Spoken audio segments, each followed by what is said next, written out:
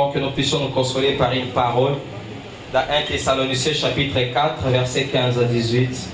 1 Thessaloniciens chapitre 4 versets 15 à 18. Je vais les lire au nom de Jésus. Voici en effet ce que nous vous déclarons d'après la parole du Seigneur. Nous les vivants restés pour l'avènement du Seigneur, nous ne dévasserons pas ceux qui sont décédés.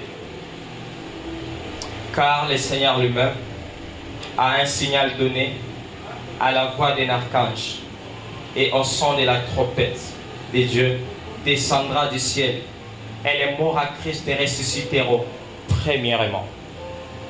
Ensuite, nous les vivants qui serons restés, nous serons tous ensemble élevés avec eux sur des nuées à la rencontre du Seigneur dans les heures, et ainsi nous serons toujours avec le Seigneur. 18. Consolez-vous donc les uns les autres par ces paroles. Amen. Hein? Ça, c'est l'écrit de l'apôtre Paul. C'est pas ça les textes de base, mais le Seigneur il avait vraiment mis en cœur pour que nous puissions nous consoler avec ça. Amen. Hein? Savoir que, oui, c'est vrai que ça fait mal humainement par là, mais spirituellement par là, il y a une espérance de revoir Maman Yvonne. Mais si seulement si nous marchons comme elle a marché sur cette heure. Maman Yvonne, elle a combattu les beaux combats. Elle a achevé sa course. Elle a gardé sa foi.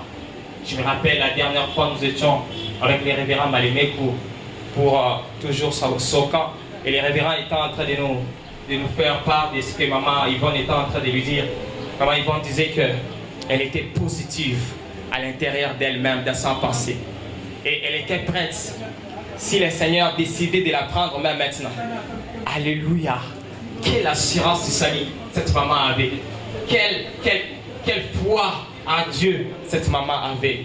Et ça nous rassure. Et ça nous réconforte. Et si nous voulons revoir Maman Yvonne un jour, nous devons également marcher sur ses pas. Amen. Hein?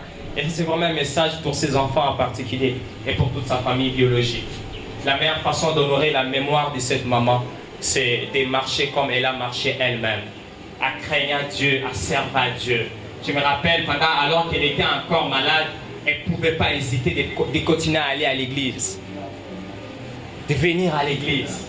Quelle zèle cette maman avait pour le Seigneur.